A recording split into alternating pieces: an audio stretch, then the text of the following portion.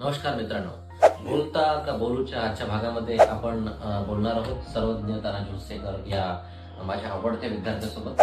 तर मला याला विचारायचं बाळा तुला की सध्याची मुलं पुस्तकापेक्षा मोबाईलमध्ये जास्त रमतायत असं म्हणलेलं आहे, तर तुला त्याबद्दल काय वाटतं? हा, मला असं वाटते कारण आताच्या मुलांना पुस्तकं म्हणजे फक्त शाळेची पुस्तकं आहेत आणि ते सुद्धा एका गोष्टीसाठी मॅन्डेटरी आहेत, जे एक्झाम मध्ये अभ्यास करून पास व्हायसाठी, आणि त्यांना त्याच्यातून नॉलेज भेटते हे त्यांना आताच्या पिढींना माहित नाही.